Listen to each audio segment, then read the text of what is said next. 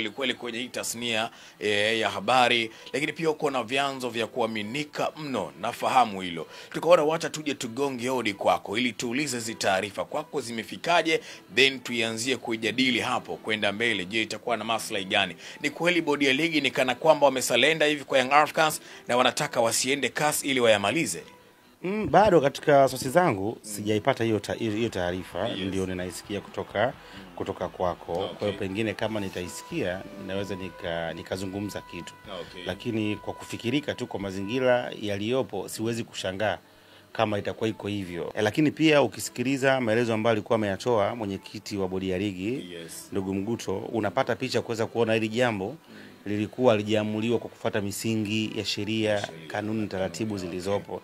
Kwa sababu kama lingekuwa ni jambo la kisheria, usingeweza kuona rais akipaniki kiasi kile ambacho alikuwa amepaniki, kwa sababu tayari sheria zilikuwa ziko wazi. Kama ingekuwa ni kanuni, usingeweza kumuona mwenyekiti akiwa anaingia wasiwasi na kuonyesha kwamba kuna wakati inatakiwa afanye maamuzi ambayo yanakuwa beyond na kanuni zilizopo. Kwa hiyo kwa mazingira tukiangalia ya picha tunagundua kwamba hili jambo lilifanyika kwa kuangalia hizo ambazo wanaita busara, lakini busara ambayo ilikuwa imeangalia upande mmoja zaidi, na hawakuwa wazi kuweza kufunguka kwamba ni vitu gani vya msingi ambavyo vilifanya. Kwa sababu sawa wamejaribu kuzungumza hizo scenario, lakini wanazificha. Yaani uweze kupata kitu exact kwamba hiki ndio kilifanya mchezo uweze kuahirishwa ili watu wakaweza kushiba. Kwa hiyo kwa mazingira ambayo yalikuwa yanaonekana ya picha, ni kweli kwamba kuna maeneo ambayo viongozi walikuwa wamemess up kwa maana ya bodi ligi katika kutoa maamuzi yao ya kuahirisha mchezo ule. Ndio. Ukitazama sasa kwa namna hii, nani hasa ambayo anatakiwa ayamalize? Yaani busara yake inatakiwa. Tumemsikia Mguto amesema busara inatakiwa. Lakini unafikiri ni watu wapi wanaweza wakayamaliza? Yaani wao ndio waamue kuyamaliza. Ni bodi ya ligi, shirikisho la mpira wa miguu ama Young Africans, kwa sababu hawa ndio anga wa hili tukio hasa? Nafikiri hicho busara tena ishapita. Kwa nini? Kwa sababu busara itakiwa itumike mwanzo kabla ya kuahirisha mchezo. Yaani baada ya kujiridhisha kwamba wanataka wailishe mchezo, ndio ulikuwa wakati sahihi wa kuweza kufanya maridhiano na kuweza kuzungumza. Kile ni kitu ambacho kilikuwa kimeamuliwa na upande mmoja bila kushirikisha upande mwingine wa pili. Kwa hiyo tena ukizungumza busara, inakuwa tena sio busara, bali inakuwa ni uonezi, kwa sababu kuna mtu haukumpa nafasi ya kuweza kumsikiliza. Ndio maana hata mahakamani wanatoa nafasi, yani ushahidi wote umekamilika kuhusiana na mtuhumiwa na umekaa hapa, lakini lazima upewe nafasi ya kujitetea. Kwa bwana katika hili kuna hiki na hiki na hiki, lakini unapewa nafasi. Yaani tayari kila kitu kimeonyesha tayari una makosa, lakini haki ya mtu kuzungumza kujitetea iko pale pale. Kwa hiyo Yanga katika sakata hili hawakupata nafasi yoyote ya kuweza kuzungumza au kushirikishwa. Na ukiangalia hata barua ya kuahirisha mchezo hawakumwadresi Yanga. Ni barua ambayo ilikuwa imeadresiwa kwenda kwa umma, lakini mechi ilikuwa ni ya Yanga. Kwa hiyo walikuwa wamemexclude mtu ambaye alikuwa ana hosti mchezo husika kama ni mwenyeji wa mchezo. Kwa hiyo nafikiri ndio maeneo ambayo itakiwa waangalie. Lakini nafikiri kwa sababu ya mazoea na tayari walikuwa wameshajua, yaani kuna njia ambayo walikuwa wameshatengeneza kwamba jambo hili litaanzia hapa, litaendea hapa, litaishia hapa. Kwa hiyo tuendelee. Kwa hiyo walikuwa wamekwenda kufanya kwa mazoea, lakini kwa kitendo ambacho Yanga walikichukua, na bado Yanga waliandika barua, lakini hata majibu ambayo yalikuwa majibu ya kimazoea. Yaani majibu ambayo ukiangalia hivi mtu unaweza kukujibu kweli ambacho umekijibu? Yaani yalijibiwa yale ambayo tumezoea kuona kila itapo leo. Kwa hiyo mpaka inafika hatua Yanga wanachukua hatua ya kuweza kuandika barua kasi na kuweza kulipia na kuweza kutuma hayo malalamiko yao, manake tayari taratibu za kawaida zilikuwa zimeshindikana. Kwa hiyo kitu pekee ambacho kinaweza kwenda kumaliza ile sakata ni majibu ya kasi dhidi ya hii kesi.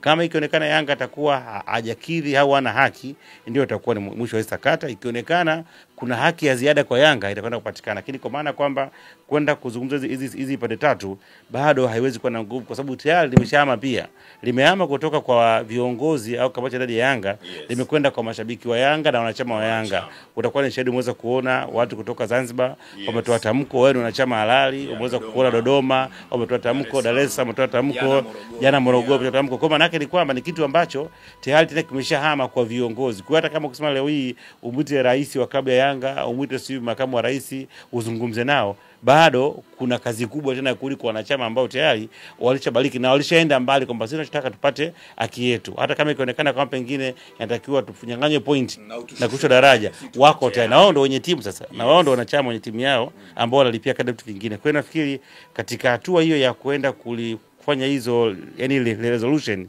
lilishapita huko, limeingia kwa stage nyingine na lisingefika huku kama hapa pa mwanzo watu wangeamua kutumia hizo busara ambazo leo wanazungumza kuweza kulienda ile jambo. Ndio. Dominic Salamba, kuna kitu kidogo hapa nataka tumalizie hivyo kwa sababu umezungumza mengi kwenye hili sakata na sisi siku ya kwanza tunalizungumza. Kuna vitu ambavyo kila mtu akivichunguza anaona. Mimi binafsi nimechunguza vitu vingi na kuona Young Africans wameonewa. Binafsi mimi kama Cisco kwa sababu ya sakata lilivyotokea, mchezo jinsi ulivyoahirishwa, mbaya zaidi Yanga pia wanaposimamia kwamba hata kuahirishwa kwa mchezo hao hawakupata taarifa. Yaani taarifa anatakiwa apate Yanga kwa sababu yeye ndio mwenye mchezo, lakini Yanga yeye anaiona mtandaoni taarifa kwa umma. Yaani sio rasmi yeye kwamba umeelewa vizuri. Na hata maamuzi hayo inasemekana baadhi ya viongozi wa Yanga limezungumzana wanaambia kwamba hawakushirikishwa hata kwenye kikao cha kujadili yametokea tunafanyeje. Wanakuta tu mtandaoni hayo mambo. Ndio kitu ambacho kimeuma Yanga kuona namna gani wanazaririka.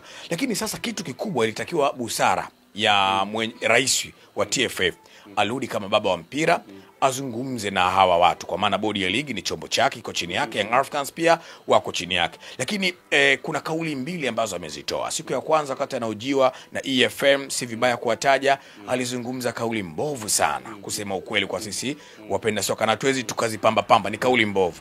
Lakini kuna siku pia alikuwa Tanga wakati wanaiaga timu ya taifa. Alizungumza pia kauli ambazo si nzuri. Alisema kwamba vyombo vya habari tutazungumza navyo na kuwapa taarifa vya hapa Tanga. Hivyo vingine vina mambo yao ya ovyo ovyo. Nikana kwamba sasa mpira uko Tanga tu pekee. Hii pia inajenga taswira gani kwenye sakata kama hili na kutengeneza umoja labda wa wana football hasa Tanzania, kwa sababu TFF ni shirikisho la mpira wa miguu Tanzania na si Tanga pekee. Nafikiri ndio ule mwendelezo ambao ndio nashangaa wanapozungumzia busara, lakini busara zenyewe kwa wazi hazionekane. Kwa sababu kwa watu kiangalia national team sio ya Tanga. Hii ni timu ya taifa ambayo inahitaji support na Watanzania, ni mali ya taifa. Yeye ni kiongozi tu yuko pale ambaye anaongoza na hata ongoza milele. Sawa, atakaa itafika hatua, atafika mgeni viongozi watapita, lakini national team iko pale pale. Sasa kwenda kuinasibisha timu ya taifa na ukanda au na Utanga haikuwa sawa. Haikuwa sawa kwa sababu pia, lakini maana yake ni kutaka kwamba vyombo vya habari visiwe na nafasi ya kukosoa wala kuhoji mapungufu alionayo yeye. Kama vyombo vya habari vinaweza kuhoji hata mapungufu ya serikali na vinaandika, unaona, basi serikali ambao ndio wenye nchi, watu bado wanaweza wakahoji, wakaandika, wakajadili mambo mbalimbali. Ndio utamaduni wa nchi ambayo inaongoza kidemokrasia. Naona hata mheshimiwa rais amekuwa akisema demokrasia, watu wanazungumza, wanahoji. Sasa wewe ni nani ambaye hutaki yani watu kuzungumzie kinyume? Wewe ni nani ambao unataka vimebali vyote nchi nzima leo vikae vizungumzie tu, yani ni goodwill kwa upande wako? Sasa hii kuna fikiri ni kule kwamba ni mtu ambaye anaamini kwamba yeye ndio kila kitu. Ni mtu ambaye anaamini kwamba mpira huu yenda ameushika. Sio kweli. Tunamheshimu, ni kiongozi mkubwa, lakini ifike hatua azungumze kauli ambazo za kimpira na asahau kwamba hiki ni kipindi ambacho ni zama zake. Zama zilikuwa ziko za watu wengi sana, lakini tengeneza legacy na watu. No matter uchaguzi unaofika, no matter mtengeza mazingira ya kuishi. Wakina Hayatu walikaa miaka mingapi kwenye shirikisho la soka barani Afrika? Watengeza mizizi mingi sana, leo wako wapi? Itafika hatua inashindikana. Sasa je, baada ya kuja kushindikana, umetengeneza mazingira gani ya nje na watu na wadau wa soka? Kwa hiyo ni vema wakati mwingine kutengeneza good atmosphere. Hicho kiongea nafikiri muendelezo wa kuendelea kulichochea sakata na kutengeneza mpasuko baina ya waandishi wa habari ambao kimsingi pale mada ilikuwa sio yeye.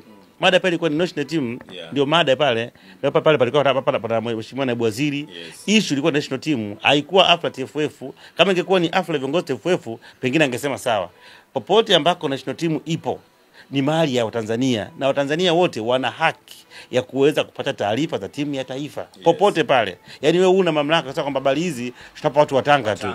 Hii timu sio ya Tanga, hii timu sio ya Mweza na sehemu nyingine, ni timu ya Watanzania. Ndio ndio timu ya taifa ya Tanzania. Kwa hiyo when it comes usitaki kutengeza mazingira watu wakaanza kufikiria pengine hii timu ni ya shirikisho tu, pengine hii timu ni ya watu wa Tanga tu. Wote tunawajibu wa kuisupport, wa kuiandika, wa kuizungumzia na kuitilia hamasa. Ndio tupo katika kipindi ambacho tunataka kwenda kupata ushindi katika mechi inayofuata. Ndio. Kwa kumalizia Dominic Salamba, kwani hutaki tupate pesa kupitia hili sakata? Hauwezi mkatengeneza odds. Yaani Yanga mkaipa odds lakini pia mkawapa pia odds bodi ya ligi. Mwisho wa siku tutengeneze maokoto, tubeti pale nani atakwenda kuibuka mbabe. Unaweza pia ukatia odds hivi na sisi tukaokota kwenye hili.